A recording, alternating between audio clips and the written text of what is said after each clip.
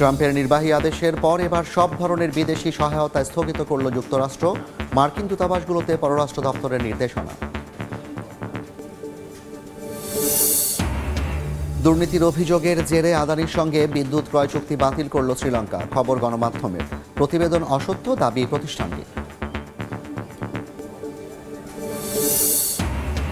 এবং দাবানলে ক্ষতিগ্রস্ত Los Angeles পরিদর্শনে গেলেন ট্রাম্প। সর্বাত্মক সহায়তার প্রতিশ্রুতি। মেয়রের সঙ্গে বৈঠকে জড়ালেন বিতর্কে।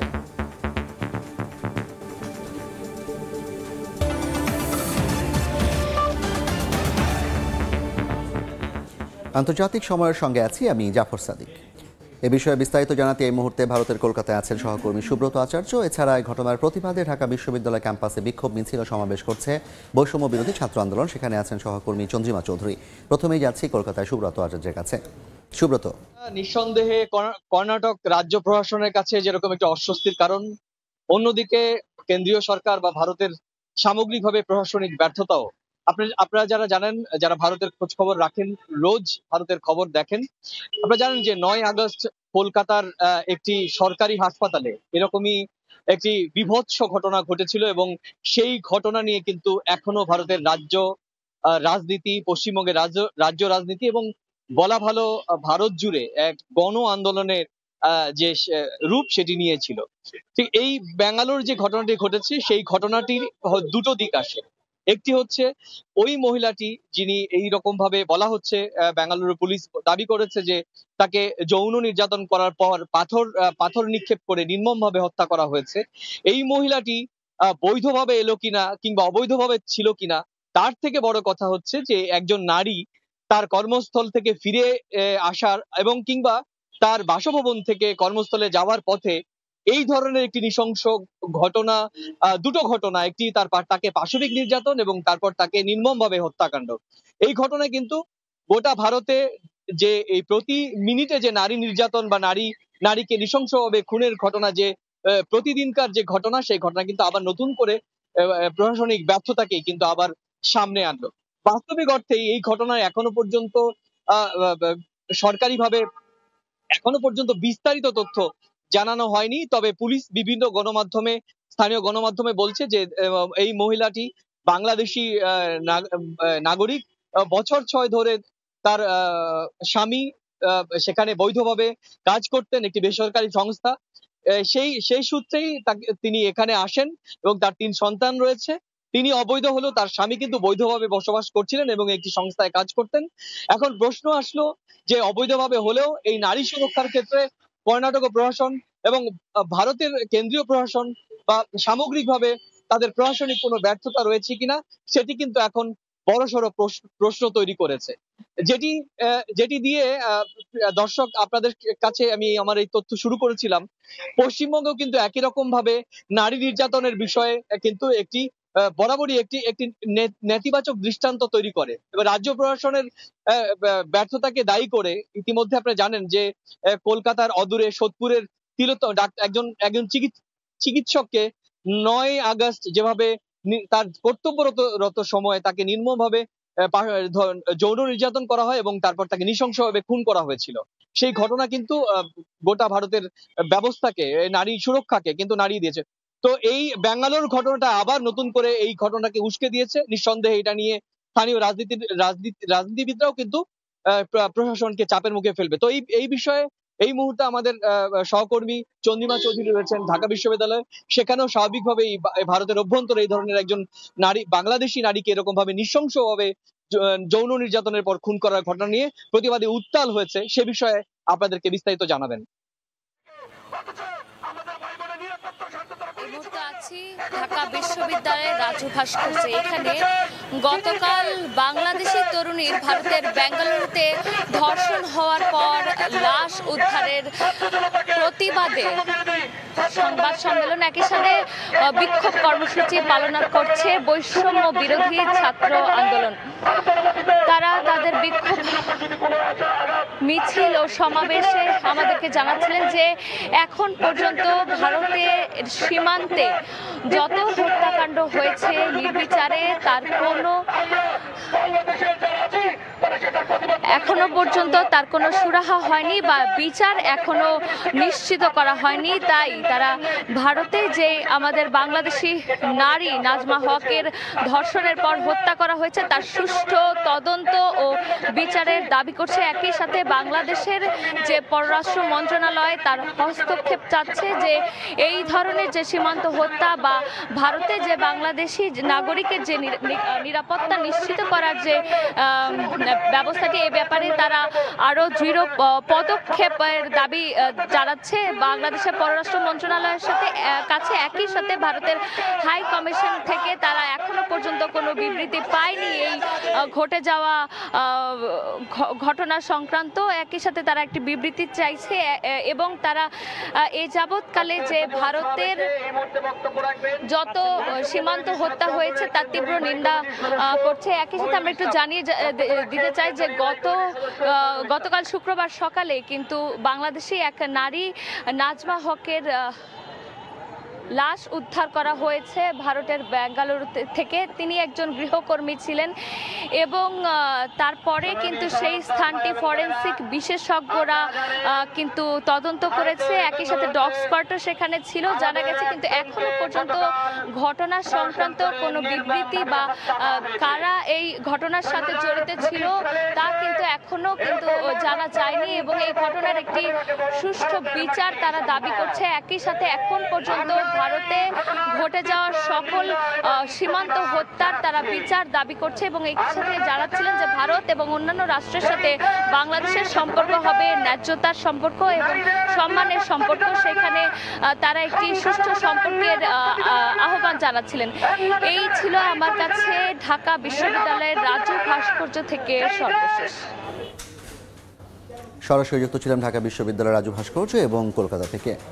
বিদেশি সহায়তা কার্যক্রম স্থগিতে ডোনাল্ড ট্রাম্পের নির্বাহী আদেশ জারির পর এবার সব ধরনের সাহায্য অনুমোদন স্থগিতের নির্দেশ দিয়েছে মার্কিন পররাষ্ট্র দপ্তর। এরই মধ্যে সরকারি কার্যালয় ও মার্কিন দূতাবাসগুলোতে সংক্রান্ত নির্দেশনা পাঠানো হয়েছে। ফাঁস হওয়া এক অভ্যন্তরীণ নথিতে বলা হয়, নতুন কোনো তহবিল অনুমোদন বা আগের তহবিল নবায়নের ক্ষেত্রে প্রতিটি প্রস্তাব পর্যালোচনা ও অনুমোদনের পরই তা কার্যকর হবে। তবে জরুরি খাদ্য সহায়তা এবং ইসরায়েল ও মিশরের জন্য সামরিক তহবিলের ক্ষেত্রে এই নির্দেশনা প্রযোজ্য হবে না। মসনদে বসেই একের পর এক বিতর্কিত সিদ্ধান্ত নিচ্ছেন মার্কিন প্রেসিডেন্ট ডোনাল্ড ট্রাম্প। ক্ষমতা গ্রহণের দিনই বাতিল করেছেন বিগত বাইডেন সরকারের ৭৮টি নির্বাহী আদেশ, সই করেছেন নতুন ৪৭টি আদেশে, জারি করেছেন নানা বিধিনিষেধ। এর মধ্যে রয়েছে বিদেশি সমস্ত সহায়তা বন্ধের নির্দেশও। সোমবার ৯০ দিনের জন্য বিদেশে সব ধরনের সহায়তা স্থগিত ও নতুন সাহায্য অনুমোদন বন্ধের নির্বাহী আদেশে প্রেসিডেন্টের স্বাক্ষরের পর সব ধরনের সাহায্য বন্ধ রেখেছে মার্কিন পররাষ্ট্র দপ্তর। এ সংক্রান্ত নির্দেশনা জারি করা হয়েছে, যা যুক্তরাষ্ট্রের সরকারি কার্যালয় ও বিভিন্ন দেশের মার্কিন দূতাবাসে পাঠানো হয়েছে। প্রাথমিকভাবে যেসব বৈদেশিক সহযোগিতা স্থগিত করা হয়েছে সেগুলো বর্তমান মার্কিন প্রশাসনের পররাষ্ট্রনীতির সঙ্গে সামঞ্জস্যপূর্ণ কিনা তা খতিয়ে দেখা হচ্ছে বলে ফাঁস হওয়া এক নথিতে উল্লেখ করা হয়। এতে বলা হয়, কর্মকর্তাদের নির্দেশ দেওয়া হয়েছে পর্যালোচনা শেষ না হওয়া পর্যন্ত কোনো নতুন তহবিল অনুমোদিত হবে না বা বিদ্যমান কোনো চুক্তির মেয়াদ বাড়ানো হবে না। একই সঙ্গে বন্ধ থাকবে চলমান প্রকল্পের সব কাজ। মার্কিন পররাষ্ট্রমন্ত্রী মার্কো রুবিও বলেছেন, অন্যান্য দেশের জন্য ব্যয় শুধু তখনই করা হবে যদি তা যুক্তরাষ্ট্রকে নিরাপদ, শক্তিশালী ও সমৃদ্ধশালী করে। যুদ্ধের জন্য মিত্র রাষ্ট্রে অস্ত্র যোগানো থেকে শুরু করে আফ্রিকার গরিব দেশের মানুষের উন্নয়ন, নানা খাতে বিশ্বের বিভিন্ন রাষ্ট্রে অনুদান দিয়ে থাকে যুক্তরাষ্ট্র। দেশটির সরকারি তথ্য অনুযায়ী ২০২৩ সালে যুক্তরাষ্ট্র আন্তর্জাতিক সাহায্যের জন্য ৬,৮০০ কোটি মার্কিন ডলার খরচ করেছে, যা বিশ্বের সর্বোচ্চ। তবে বিবিসি বলছে, ফাঁস হওয়া নথিতে এ স্থগিতাদেশ জরুরি খাদ্য সহায়তা এবং ইসরায়েল ও মিশরের জন্য সামরিক তহবিলের ক্ষেত্রে প্রযোজ্য নয়। বিশেষজ্ঞ বলছেন, মার্কিন এ সহায়তা বন্ধের প্রভাব নিরাপদ পানি, স্যানিটেশন ও আশ্রয় প্রকল্প সহ বিভিন্ন ক্ষেত্রে পড়তে পারে। অন্তরা সেন, সময় সংবাদ। আন্তর্জাতিক সময় আরও থাকছে। আয়ারল্যান্ডে ঝড়ের তাণ্ডবে ব্যাপক ক্ষয়ক্ষতি, বিদ্যুৎ বিচ্ছিন্ন ৮ লাখ বাড়িঘর ও ব্যবসা প্রতিষ্ঠান, উপড়ে গেছে গাছপালা, বন্ধ যান চলাচল। ইতিহাসের ভয়াবহ দাবানলে লস অ্যাঞ্জেলেসের ক্ষতিগ্রস্ত এলাকা পুনর্গঠনে সর্বাত্মক সহায়তার প্রতিশ্রুতি দিয়েছেন মার্কিন প্রেসিডেন্ট ডোনাল্ড ট্রাম্প। স্থানীয় সময় শুক্রবার লস অ্যাঞ্জেলেসে আগুনে ভস্মীভূত এলাকা পরিদর্শনে গিয়ে এ ঘোষণা দেন তিনি। পরিদর্শন শেষে এক বৈঠকে ক্ষতিগ্রস্তদের পুনর্বাসনের সময়সীমা নিয়ে Los Angeles city mayor Karen বাসের সঙ্গে বাকবিতণ্ডায় জড়ান প্রেসিডেন্ট ট্রাম্প। যুক্তরাষ্ট্রের লস অ্যাঞ্জেলেস থেকে লস্কর আল মামুনের রিপোর্ট। ইতিহাসের ভয়াবহ দাবানলে ক্ষতবিক্ষত ডেমোক্র্যাট রাজ্য ক্যালিফোর্নিয়া। দাবানল নিয়ে সমালোচনার পর অবশেষে ক্যালিফোর্নিয়ার লস অ্যাঞ্জেলেস সফর করলেন মার্কিন প্রেসিডেন্ট ডোনাল্ড ট্রাম্প। সঙ্গে ছিলেন ফার্স্ট লেডি মেলানিয়া। স্থানীয় সময় শুক্রবার লস অ্যাঞ্জেলেস আন্তর্জাতিক বিমানবন্দরে তাদের স্বাগত জানান ক্যালিফোর্নিয়ার গভর্নর গ্যাভিন নিউসম। বিমানবন্দর থেকে মেরিন ওয়ান হেলিকপ্টারে করে ভয়াবহ দাবানলে ক্ষতিগ্রস্ত প্যাসিফিক প্যালিসেডস এলাকায় যান ট্রাম্প। ফার্স্ট লেডি মেলানিয়াকে নিয়ে ঘুরে দেখেন আগুনে ভস্মীভূত এলাকা, কথা বলেন সর্বস্ব হারানো বাসিন্দাদের সঙ্গে। পরে ক্ষতিগ্রস্ত এলাকা প্যালিসেডসে স্থানীয় জনপ্রতিনিধি ও প্রশাসনের শীর্ষ কর্মকর্তাদের সঙ্গে বৈঠক করেন ট্রাম্প। বৈঠকে ক্ষতিগ্রস্ত সবকিছু আগের অবস্থায় ফিরিয়ে আনতে সবাইকে একযোগে কাজ করার উপর গুরুত্ব আরোপ করেন তিনি। এক পর্যায়ে ক্ষতিগ্রস্তদের পুনর্বাসনের সময়সীমা নিয়ে ডেমোক্র্যাট দলীয় Los Angeles city mayor Karen বাসের সঙ্গে বিতর্কে জড়িয়ে পড়েন প্রেসিডেন্ট ট্রাম্প। বাড়িঘর পুনর্নির্মাণ করে পুনর্বাসনে অন্তত এক সপ্তাহ সময় লাগার কথা বলেন মেয়র কারেন বাস। এর প্রতিবাদে প্রেসিডেন্ট ট্রাম্প বলেন ক্ষমতা প্রয়োগ করে এ কাজ 24 ঘন্টার মধ্যেই করা সম্ভব। শুরু হয় দুজনার বাকবিতণ্ডা। ক্ষতিগ্রস্ত এলাকার পার্শ্ববর্তী প্রশান্ত মহাসাগরের বিশাল পানির উৎস থাকতেও আগুন নিয়ন্ত্রণে পানির স্বল্পতার বিষয়ে প্রেসিডেন্ট ট্রাম্প প্রশ্ন তুললে বিতর্কে অংশ নেয় বৈঠকে উপস্থিত অন্য নেতারাও। সন্ধ্যায় লস অ্যাঞ্জেলেস থেকে পার্শ্ববর্তী রাজ্য নেভাদার উদ্দেশ্যে রওনা হন প্রেসিডেন্ট ট্রাম্প। এর আগে সকালে সেপ্টেম্বরে হ্যারিকেন হেলেনের আঘাতে নর্থ ক্যারোলাইনার ক্ষতিগ্রস্ত এলাকা পরিদর্শন করেন ডোনাল্ড ট্রাম্প। দ্বিতীয় মেয়াদে ক্ষমতা গ্রহণ করে প্রথম লস অ্যাঞ্জেলেস সফর করলেন মার্কিন প্রেসিডেন্ট ডোনাল্ড ট্রাম্প। এ সময় তিনি লস অ্যাঞ্জেলেসে দাবানলে ক্ষতিগ্রস্ত এলাকা পরিদর্শন করেন। ক্যালিফোর্নিয়ার দাবানল নিয়ে স্থায়ী সমাধান খুঁজে বের করার জন্য স্থানীয় জনপ্রতিনিধি ও প্রশাসনিক কর্মকর্তাদের নির্দেশ দেন তিনি। লস্কর আল মামুন, সময় সংবাদ, লস অ্যাঞ্জেলেস, যুক্তরাষ্ট্র। অবশেষে যুক্তরাষ্ট্রের প্রতিরক্ষা মন্ত্রী হলেন নানা কারণে বিতর্কিত পিট হেগসেথ। হেগসেথকে প্রতিরক্ষা মন্ত্রী হিসেবে নির্বাচিত করতে গিয়ে অনেক বেগ পেতে হয়েছে ট্রাম্প প্রশাসনকে। স্থানীয় সময় শুক্রবার মার্কিন সিনেটে প্রতিরক্ষা মন্ত্রী পদের জন্য ডেমোক্র্যাটরা হেগসেথের ব্যাপক বিরোধিতা করেছেন। তাদের কাতারে সামিল হয়েছিলেন কয়েকজন রিপাবলিকানও। 3 জন রিপাবলিকান সিনেটর তার বিরুদ্ধে ভোট দেয় 50-50 সমতা হয়। পরে জেডি ভ্যান্সের সিদ্ধান্তমূলক ভোটে সমতা ভেঙে পিট হেগসেথের জয় নিশ্চিত হয়। মার্কিন সেনাবাহিনীর সাবেক এই কর্মকর্তা আফগানিস্তান, ইরাক, কিউবার এবং গুয়েন্তানামো বে কারাগারেও কাজ করেছেন। ভারতের আদানি গ্রুপের সঙ্গে বিদ্যুৎ ক্রয় চুক্তি বাতিল করেছে শ্রীলঙ্কা। আন্তর্জাতিক বিভিন্ন গণমাধ্যম বলছে দুর্নীতির অভিযোগের জেরে এমন সিদ্ধান্ত নিয়েছে দেশটি। পুরো প্রকল্প পর্যালোচনার জন্য একটি তদন্ত কমিটি গঠন করা হয়েছে। যদিও আদানি গ্রুপের দাবি গণমাধ্যমে প্রকাশিত এমন প্রতিবেদনের সত্যতা নেই। জালিয়াতি ও প্রতারণার দায়ে মার্কিন আদালতে অভিযুক্ত হওয়ায় আগে থেকেই চাপে ছিল ভারতের আদানি গ্রুপ। গেল বছর প্রতিষ্ঠানটির সঙ্গে বিমানবন্দর ও জ্বালানি প্রকল্পের 2টি চুক্তি বাতিলের ঘোষণা দেয় কেনিয়া। এবার গুঞ্জন উঠেছে আদানি গ্রুপের সঙ্গে বিদ্যুৎ ক্রয় চুক্তি বাতিল করেছে শ্রীলঙ্কা। গত বছরের শেষ দিকে যুক্তরাষ্ট্রে আদানি গ্রুপের প্রতিষ্ঠাতা গৌতম আদানির বিরুদ্ধে ঘুষ নেয়ার অভিযোগ ওঠে। এরপরই শ্রীলঙ্কার প্রেসিডেন্ট অনুরা কুমারা দিশানায়েক প্রশাসন কোম্পানিটির বিরুদ্ধে তদন্ত শুরু করে। শ্রীলঙ্কার জ্বালানি মন্ত্রণালয়ের সূত্রের বরাতে বিভিন্ন আন্তর্জাতিক গণমাধ্যম প্রতিবেদনে জানায়, তদন্তে দুর্নীতির অভিযোগের পর ভারতীয় প্রতিষ্ঠান আদানি গ্রুপের সঙ্গে বিদ্যুৎ ক্রয় চুক্তি বাতিল করেছে শ্রীলঙ্কা। গণমাধ্যমগুলো আরও বলছে, শ্রীলঙ্কা সরকার আদানির সঙ্গে বিদ্যুৎ ক্রয় চুক্তি বাতিল করলেও প্রকল্পটি বাতিল করা হয়নি। পুরো প্রকল্পটি পর্যালোচনা করার জন্য তদন্ত কমিটি গঠন করা হয়েছে বলেও উল্লেখ করা হয়। অন্যদিকে আদানি গ্রুপের দাবি, গণমাধ্যমে প্রকাশিত প্রতিবেদন সত্য নয়। শ্রীলঙ্কা বিদ্যুৎ ক্রয় চুক্তি বাতিল করেনি বলেও দাবি আদানি গ্রুপের। ফরহাদ চৌধুরী, সময় সংবাদ। ইউক্রেন যুদ্ধ বন্ধে মার্কিন প্রেসিডেন্ট ডোনাল্ড ট্রাম্পের সঙ্গে আলোচনায় বসতে সম্মত আছেন পুতিন। গণমাধ্যমে দেয়া সাক্ষাৎকারে তিনি দাবি করেন, 2020 সালের মার্কিন প্রেসিডেন্ট নির্বাচনে জালিয়াতির মাধ্যমে ট্রাম্পকে হারানো না হলে ইউক্রেন রাশিয়া সংকট সৃষ্টি হতো না। এদিকে যুদ্ধের ময়দানে পাল্টাপাল্টি হামলা চালিয়ে যাচ্ছে রাশিয়া ইউক্রেন। এতে ৩ জন নিহত ও বেশ কয়েকজন আহত হয়েছেন। মার্কিন প্রেসিডেন্ট ডোনাল্ড ট্রাম্প শপথ নেয়ার পরই ইউক্রেন যুদ্ধ বন্ধে রাশিয়ার ওপর নিষেধাজ্ঞার হুমকি দেন। একই সঙ্গে এ বিষয়ে পুতিনের সঙ্গে আলোচনায় বসবেন বলেও জানান। এবার যুক্তরাষ্ট্রের প্রেসিডেন্টের সঙ্গে জ্বালানির দাম ও ইউক্রেন ইস্যুতে আলোচনায় বসতে সম্মত আছেন বলে জানালেন রুশ প্রেসিডেন্ট। তবে ইউক্রেনের দেয়া কাঠামোতে যুদ্ধবিরতির চুক্তির বিষয়ে আলোচনা হলে তা মেনে নেবেন না বলেও জানান পুতিন। আমরা সবসময় বলে এসেছি, আমি এখনো বলতে চাই, আমরা ইউক্রেন ইস্যুতে আলোচনায় আগ্রহী, কিন্তু আরও কিছু বিষয় রয়েছে যেগুলোর দিকে মনোযোগ দেওয়া জরুরি। কিয়েভের বর্তমান প্রধান সমঝোতার বিষয়ে ডিক্রি জারি করে নিষিদ্ধ করে দিয়েছিলেন। আলোচনা আবার কিভাবে শুরু হবে যদি তা নিষিদ্ধই থাকে?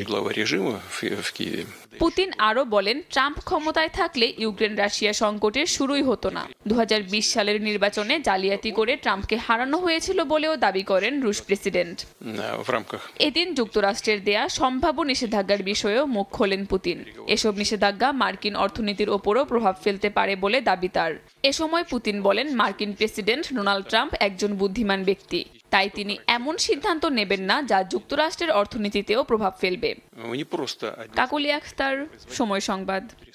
দক্ষিণ কোরিয়ার অভিশংসিত প্রেসিডেন্ট ইউন সুক ইয়লের আটকের সময়সীমা বাড়ানো হবে না বলে জানিয়েছেন আদালত। তদন্তকারী পক্ষের আইনজীবীরা ইয়লের আটকের মেয়াদ বাড়ানোর দাবি আবেদন করেন। এর জবাবে শুক্রবার এই কথা জানান দেশটির আদালত। সুনির্দিষ্ট কারণ উপস্থাপন করতে না পারায় আবেদন খারিজ করা হয়েছে বলে জানানো হয়। এর আগে ইয়লের আইনজীবীরা দাবি করেন, কখনোই পরিপূর্ণভাবে সামরিক আইন জারি করতে চাননি তিনি। সামরিক আইন জারির চেষ্টার অভিযোগে গেল বছরের 14 ডিসেম্বর অভিশংসিত হন ইউন সুক ইয়ল। এরপর থেকেই তাকে সিউলের বন্দিশালায় আটকে রাখা হয়েছে। স্পেনের ক্যানারি দ্বীপপুঞ্জ থেকে 67 জন অভিবাসন প্রত্যাশীর একটি দলকে উদ্ধার করেছে দেশটির কোস্টগার্ডের সদস্যরা। 2 নারীসহ অভিবাসন প্রত্যাশীদের এই দলটিকে স্প্যানিশ দ্বীপপুঞ্জ থেকে 60 মাইল দূর থেকে উদ্ধার করা হয়। গেল বছর স্প্যানিশ দ্বীপপুঞ্জে 46,000-এরও বেশি অবৈধ অভিবাসী পৌঁছেছে বলে জানায় দেশটির স্বরাষ্ট্র মন্ত্রণালয়। এছাড়া চলতি বছর ক্যানারি দ্বীপপুঞ্জে এরই মধ্যে পৌঁছেছে 3,000-এরও বেশি অভিবাসন প্রত্যাশী। স্থানীয় কর্তৃপক্ষ জানায়, উত্তর পশ্চিম আফ্রিকার আটলান্টিক উপকূলে 7টি স্প্যানিশ দ্বীপে মালি, সেনেগাল ও মরক্কো থেকে আসা অবৈধ অভিবাসীদের ঠেকাতে চেষ্টা চালাচ্ছে তারা।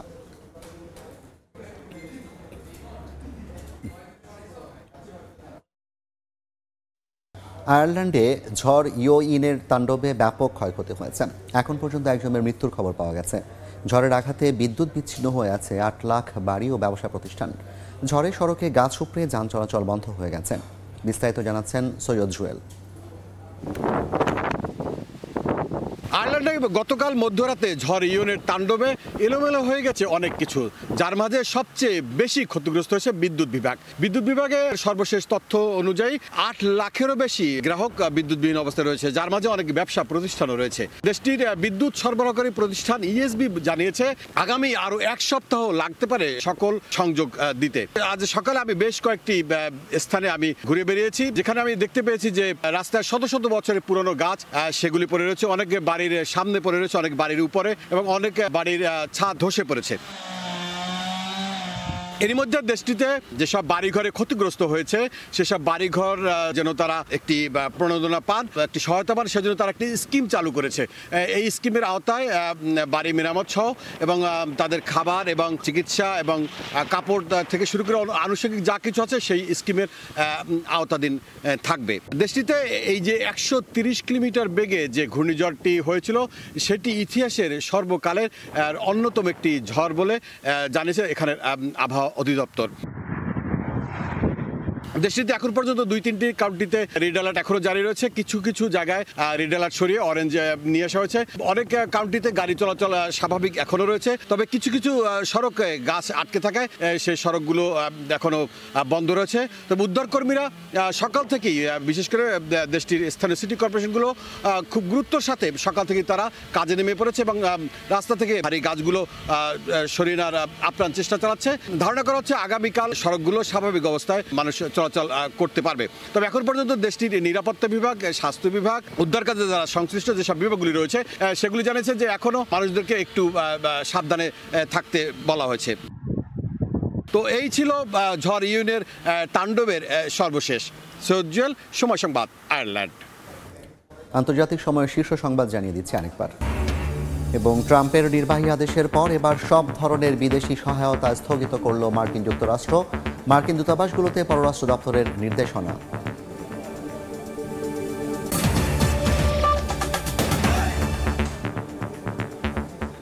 এই ছিল আন্তর্জাতিক সময়। সঙ্গে থাকুন সময়ের।